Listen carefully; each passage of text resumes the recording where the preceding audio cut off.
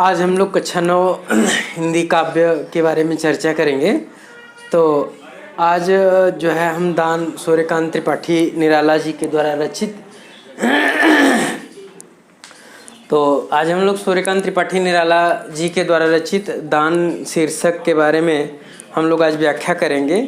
तो इसमें सूर्यकांत त्रिपाठी निराला जी ने दान के बारे में जो अपरा से लिया गया है, दान के बारे में उन्होंने चर्चा किया है, विधिवत व्याख्या किया है।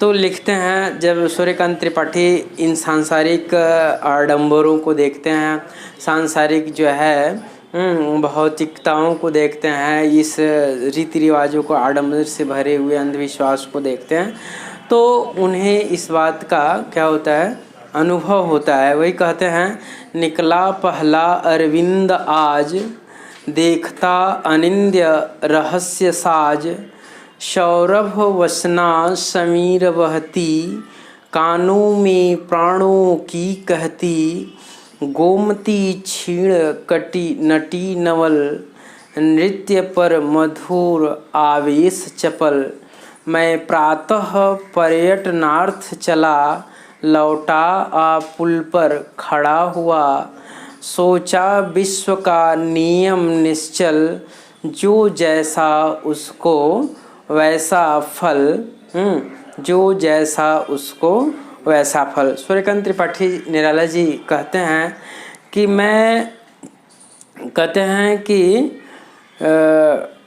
मैं प्रातः पर्यटनार्थ चला। जैसे ही मैं, प्रातः का मतलब सुबह, पर्यटनार्थ पर्यटन करने के लिए, जैसे ही मैं सुबह भ्रमण करने के लिए, जिसको कहते हैं सुबह टहलने के लिए, जैसे ही मैं अपने घर से निकला, तो निकला पहला अरविंद आज, जो मैंने देखा कि अरविंद निकला पहला अरविंद आज। अरविंद का मतलब होता है अरविंद का मतलब होता है कमल ना। अरविंद के दो अर्थ हैं। तो अरविंद का पहला अर्थ होता है कमल और दूसरा अर्थ होता है सूर्य ना।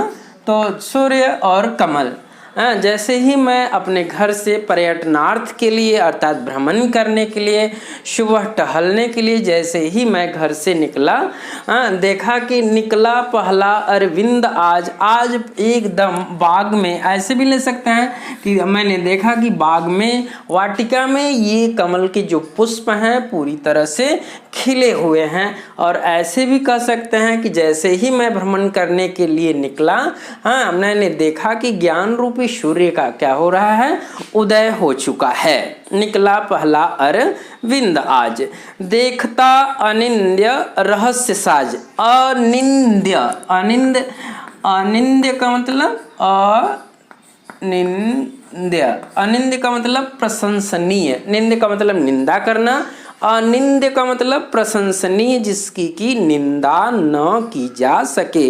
देखता अनिंद्य रहस्य साज, मैंने रहस्य अर्थात इस प्रकृति के रहस्य को, इस आडंबर से भरे हुए इस प्रकृति के रहस्य को मैंने, अनिंद्य जिसकी प्रशंसा नहीं की जा सकती है, ऐसे मैंने इस आडंबर से भरे पड़े हुए संसार को देखा। सौरभ वसना समीर बहती, सौरभ का मतलब सुगंधों से युक्त होकर के, ये सौरभ, सौरभ का मतलब सुगंध है, सुगंध। सौरभ वसना समीर बहती, सौरभ वसना सुगंधों से युक्त हो करके मंद मंद हवाएं क्या हो रही थी। जैसे ही मैं सुबह पर्यटनार्थ के लिए निकला, भ्रमण करने के लिए निकला, भ्रमण करने के लिए निकला, ये जो मंद मंद सुगंधों से युक्त हो करके मंद मंद हवाएं हमारे शरीर को क्या कर रही थी, स्पर्श कर रही थी, छू रही थी, हमारे मन को तरोताजा बना रही थी। सौरभ वसना समीर बहती, कानों में प्राणों की कहती, कानों में जैसे कि हमारे कानों में प्राणों की कहती, गोमती क्षीण कटिनटी नवल। और ये जो गोमती जो नदी है, गोमती नदी की जो क्षीण धारा है, गर्मी के दिनों में जो धाराएं होती हैं वो कैसी होती है, अत्यंत क्षीण हो जाती हैं, पतली हो जाती हैं। तो जो गोमती नदी की जो धाराएं थी एकदम नटी की तरह, नर्तकी की तरह क्या कर रही थी, एकदम चंचल नाचती हुई दिखाई दे रही थी। नृत्य पर मधुर आवेश चपल, और उस पर जो है अरविंद के, अरविंद का मतलब सूर्य की नाचती हुई किरणें क्या कर रही थी, पड़ रही थी। गोमती क्षीण कटि नटी नवल, नृत्य पर मधुर आवेश चपल, आवेश चपल उस तरंगों, ये जो जल की जो तरंगें थी उस पर जो सूर्य की किरणें थी उस पर मानो क्या कर रही थी, नृत्य कर रही थी, नाचती हुई सुशोभित हो रही थी। और मैं प्रातः पर्यटनार्थ चला, और उसी समय मैं सुबह भ्रमण करने के लिए अपने घर से निकला। लौटा आ पुल पर खड़ा हुआ, जब मैं भ्रमण करके लौटा तो उस गोमती नदी के पुल पर आकर के मैं खड़ा हो गया। मैं प्रातः पर्यटनार्थ चला, लौटा आ पुल पर खड़ा हुआ, सोचा विश्व का नियम निश्चल। और मैंने अपने मन में सोचा कि जो विश्व का जो नियम है, जो संसार का जो नियम है वो कैसा है, अत्यंत निश्चल है, अत्यंत अडिग है। जो जैसा उसको वैसा फल। यह प्रकृति, विश्व में जितने भी रहने वाले लोग हैं, यह प्रकृति के साथ जो जैसा व्यवहार करता है, प्रकृति भी उनको वैसा फल प्रदान करती है। कहते हैं जो जैसा उसको वैसा फल, जो जैसा रहता है यह प्रकृति उसको वैसा फल देती है, वैसा फल प्रदान करती है।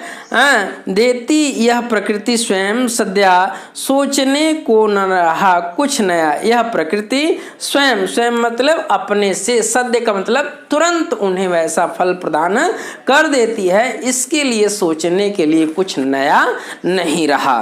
स्वयं सद्या।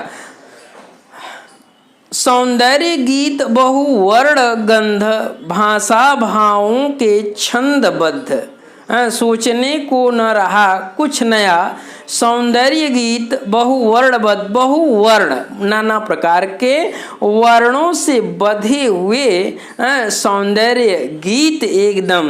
भाषा भावों के छंद, भाषा और भावनाओं के छंदों से बधे हुए, और भी उच्चतर जो विलास, और भी उच्च से उच्चतर जो आनंद था, विलास था। प्रकृति दान वे प्राकृतिक दान, वे सप्रयास, वे प्राकृतिक रूप से जो दान देते थे वह अपने प्रयास से, सप्रयास का मतलब अपने प्रयास से जो भी दान देते थे वो अपने प्रयास से देते थे, इसके लिए कुछ नया नहीं रहा। या अनायास आते हैं सब, यहाँ दान देने के लिए अप्रयास अत्यंत प्रयास से यहाँ जो लोग आते हैं स्नान करने के लिए, वो दान देने के लिए आते हैं अथवा वे अपने अनायास ही यहाँ आते हैं। सब में है श्रेष्ठ धन्य, मानो सब में, सभी इस जितने भी इस संसार में प्राणी हैं, समस्त प्राणियों में जो मानव है वो क्या है, सबसे धन्य है, सबसे श्रेष्ठ है, सबसे श्रेष्ठ है। फिर देखा उस पुल के ऊपर, फिर मैंने ऐसा अपने मन में सोच करके उस पुल के ऊपर देखा, उस गोमती नदी के ऊपर बने हुए उस पुल की ओर देखा। पुल की ओर देखा, पुल के ऊपर बहुसंख्यक बैठे हैं, ढेर सारे बंदर, ढेर सारे बंदर कतारबद्ध होकर के उस पुल पर क्या थे, बैठे हुए थे। उस पुल पर बैठे हुए थे।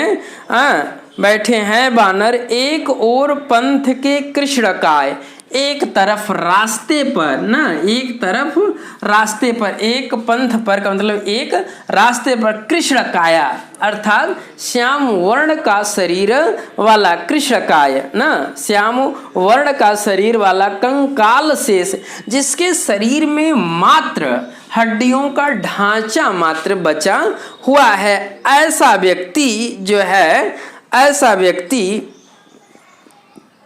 कंकाल शेष नर मृत्यु प्राय, ऐसा व्यक्ति जो मृत्यु के एकदम करीब आ चुका हो, बैठा सशरीर दैन्य दुर्बल, अपने शरीर से युक्त होकर के एकदम दुर्बल कमजोर व्यक्ति एकदम वहां बैठा हुआ था।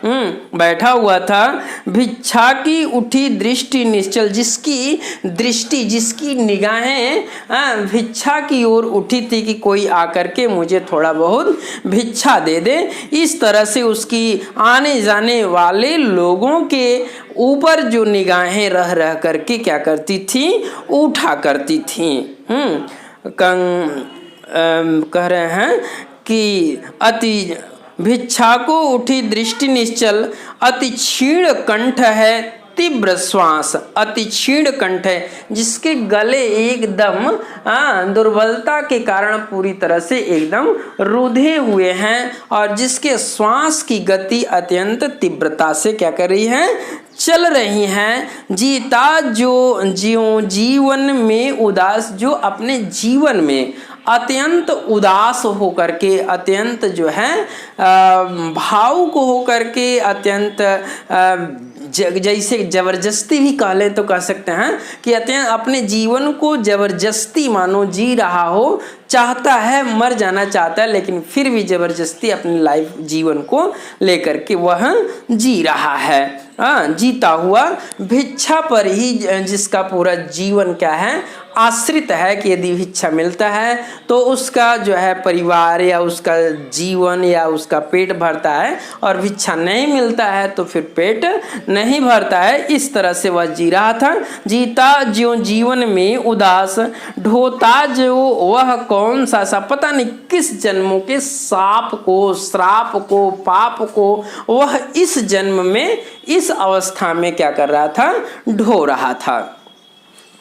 तो इस तरह से हमने जो है सूर्यकांत त्रिपाठी निराला जी के द्वारा रचित जो दान पंक्ति है, हमने विशेष उसका व्याख्या कर दिया है। इसमें जो छंद है वो मुक्तक है, क्योंकि जो सूर्यकांत त्रिपाठी निराला जी हैं वो आधुनिक कवि हैं। मुक्तक छंद है और रस बिल्कुल एकदम शांत है, शांत रस है ना, बिल्कुल एकदम शांत रस है, इसलिए गुण होगा आपका प्रसाद, गुण होगा प्रसाद। और शब्द शक्ति जो है वो लक्षणा है, लक्षणा और अभिधा है। और जो अलंकार है, इस तरह से अलंकार की बात करें तो जो अलंकार, जैसे अरविंद की बात करें, अरविंद, तो अरविंद का मतलब कमल भी हो रहा है और सूर्य भी हो रहा है, तो शब्द एक ही हैं, लेकिन अर्थ इसके दो हो रहे हैं, इसलिए यहाँ पे श्लेष अलंकार हैं, इसलिए यहाँ पे श्लेष अलंकार है। ठीक है, तो इसका आप स्टडी करें, फिर यदि कोई समस्या होता है तो आप जरूर व्हाट्सएप करें, आपकी समस्याओं का हम लोग समाधान देंगे। Thank you.